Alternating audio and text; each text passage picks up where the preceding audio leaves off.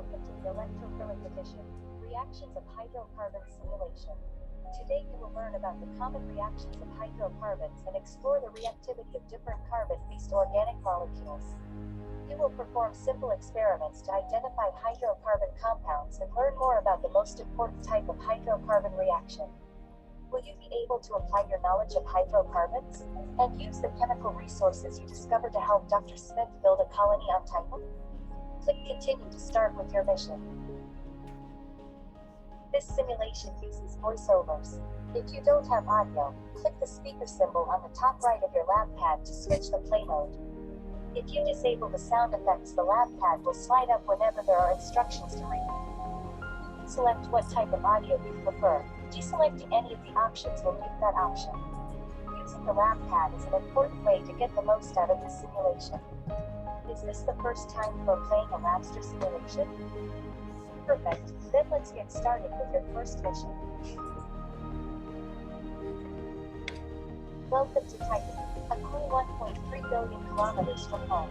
I do hope you packed enough entertainment for the return journey. You've been sent to help Dr. Smith identify hydrocarbon resources available here on Titan. Saturn's moon is our best candidate for extraterrestrial colonization. Hey there, I'm Dr. Smith. Thanks for coming all this way to help with the project. Let me quickly hop into my spacesuit and I'll give you the grand tour. You should do the same. It's cold outside. Literally a breathtaking landscape. Put on the spacesuit in order to collect a sample from outside. Pick up the sampling bottle.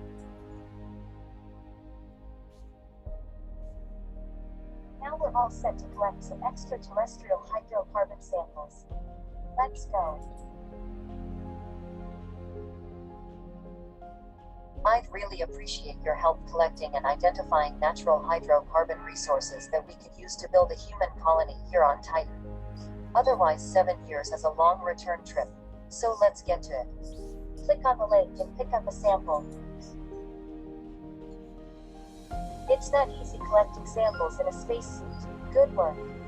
I also collected some other samples for us to investigate. Let's head to the lab to start identifying some of Titan's hydrocarbon resources.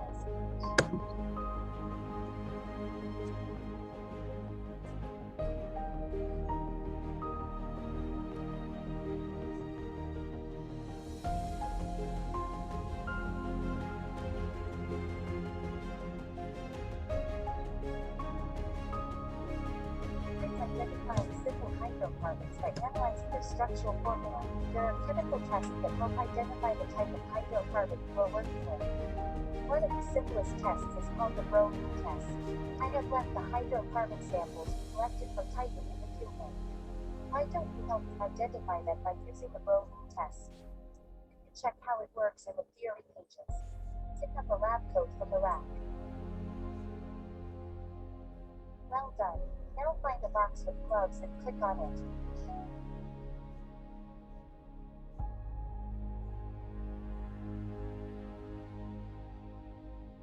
Go to the fuel hole.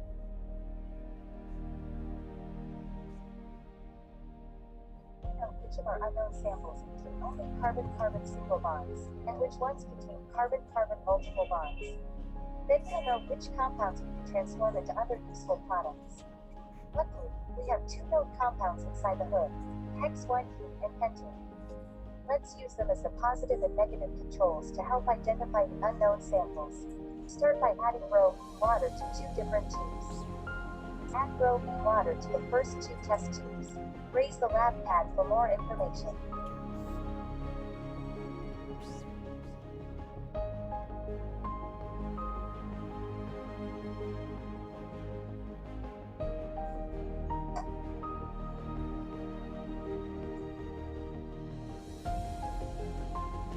Add pentane into one of the tubes containing bromine water.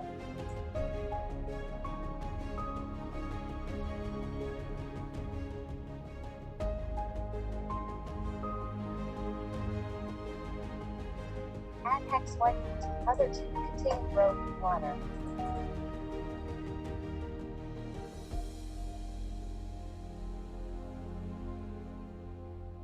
Place a stopper on each tube.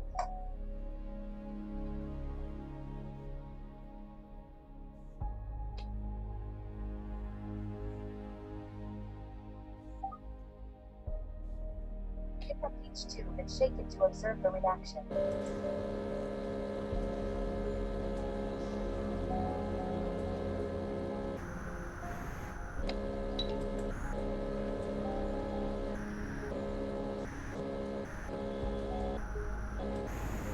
Alright, good work. Which type of hydrocarbons will not react with bromine? That's right. Hexyne reacts with the bromine as it has a double bond that the bromine can add across. Pentane doesn't have a double bond present in its structure, so the bromine is unable to react and the solution remains orange. Now it's time to perform the test again with our unknown type hydrocarbon samples. Repeat the bromine test on unknown compounds 1 and 2. Interact with the lab pad for more instructions.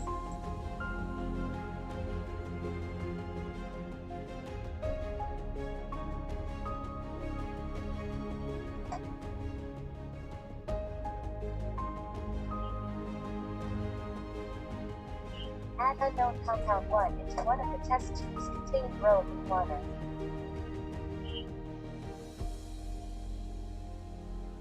Add unknown compound 2 into the remaining tube containing bromine water. Place a stopper on each tube.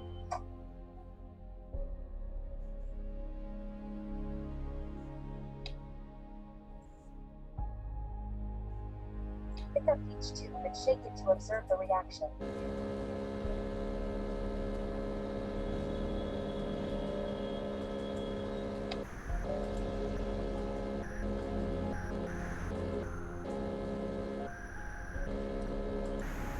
Cool. Looking at the outcome of the test, which of the unknown compounds do you think has a saturated hydrocarbon?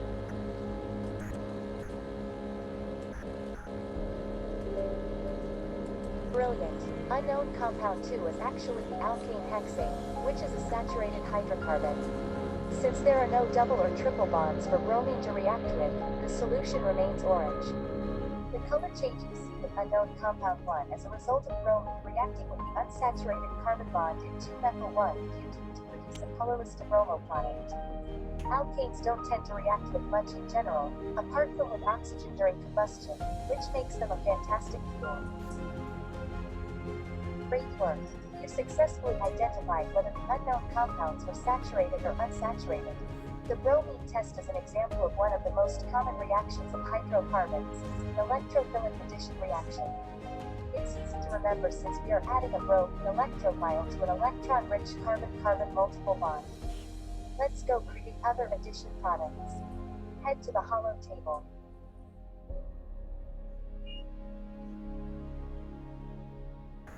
Which role the double bond plays in the electrophilic addition reaction mechanism? Exactly. You know your chemistry. You've already experimented with adding bromine across a nucleophilic double bond. We will now explore other types of electrophilic addition to unsaturated hydrocarbons, and see that we can create lots of different useful products. Let's start with the addition of hydrogen chloride to Fe. Identify the relevant nucleophilic and electrophilic parts of the reaction by placing the corresponding clouds on them.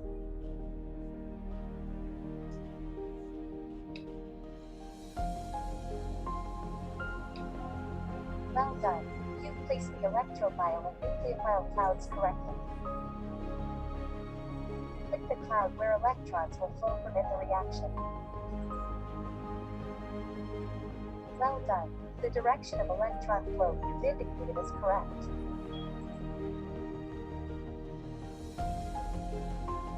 Alright, now click the two bonds that will break in this first reaction step. Superb. You've identified the correct bonds for breaking and making.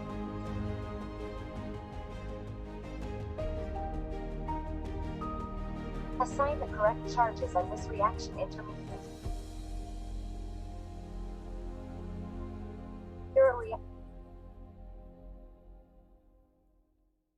Thanks. You have successfully made chloroethane.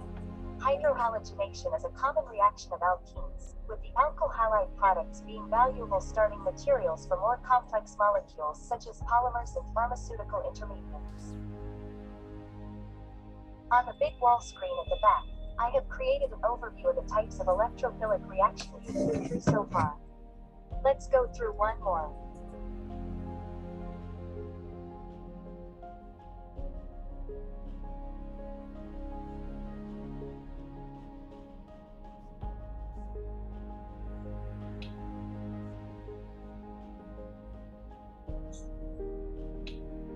Awesome. You identified the electrophile and nucleophile correctly.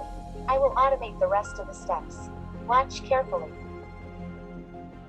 Observe as I assign the electron flow for the mechanism.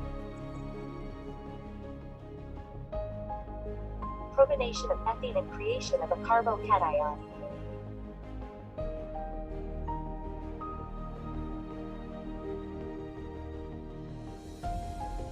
Adjusting conformation and setting charges for reaction intermediates.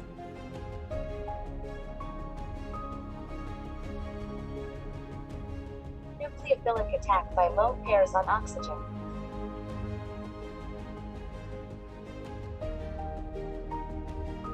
Deprotonating the oxonium ion.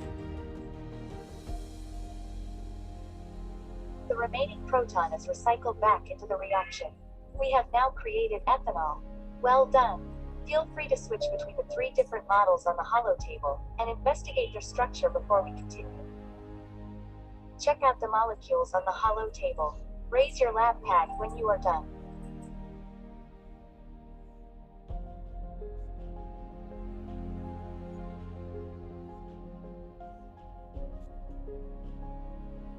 We've discovered a couple of different isomers of butene here on Titan. Could you help me out by carrying out an addition reaction on them to see if we can use them to start making more complex molecules? Here you'll find 2 identical pieces of apparatus set up for the addition of HBr to but1ene and but2ene respectively. Simply bubble hydrogen bromide gas through solutions of but1ene and but2ene to perform the addition to each simultaneously. Go to the fume hood. Pour 150 milliliter of but1ene into the measuring cylinder.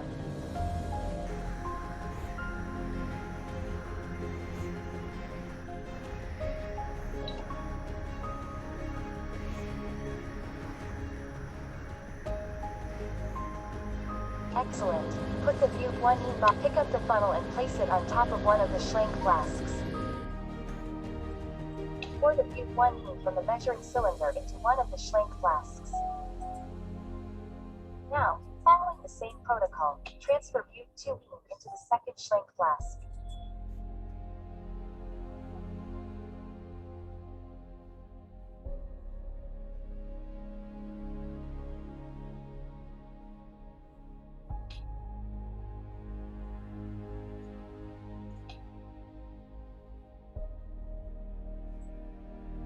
Return the measuring cylinder to the workbench. Turn the valve on the gas tank to begin the reaction.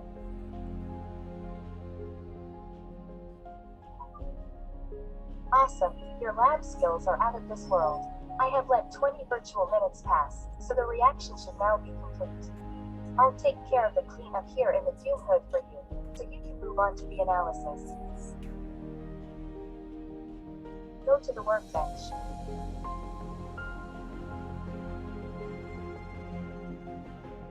You now need to confirm whether each reaction product is pure, or if it's a mixture. Let's make a prediction on the outcome of the 2 reactions. Alright, you're going for a bonus second product in one of the reactions. Let's check the results to find out. Click on the computer screen to begin analyzing your results. Run chromatography analysis for both the but1ene and but2ene reaction products. Does the chromatogram show 1 or 2 products? Please choose an option. You're right, the but1ene reaction resulted in 2 products. Good job spotting the smaller, second product. Now select the other compound tab and run the analysis.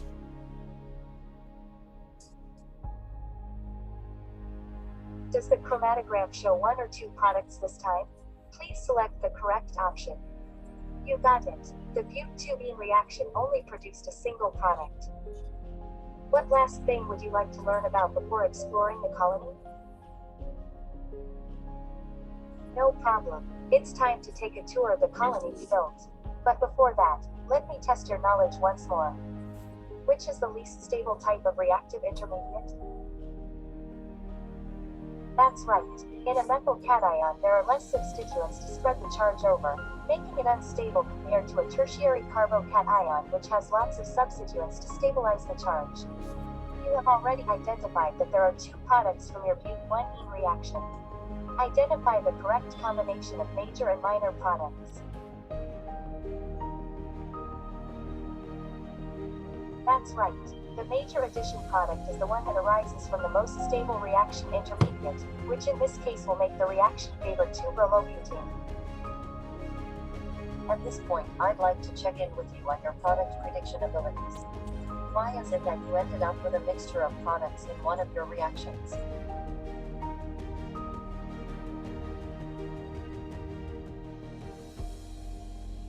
That's right, and we can often predict the reaction products by considering the possible different reaction intermediates.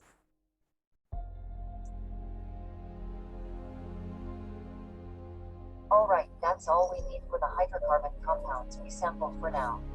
Why don't you and Dr. 1 head out to explore the colony that we built using hydrocarbon products? Click on different parts of the colony to learn more about them. Titan is rich with hydrocarbons such as propene and butane that could be used as rocket fuel or engine coolants.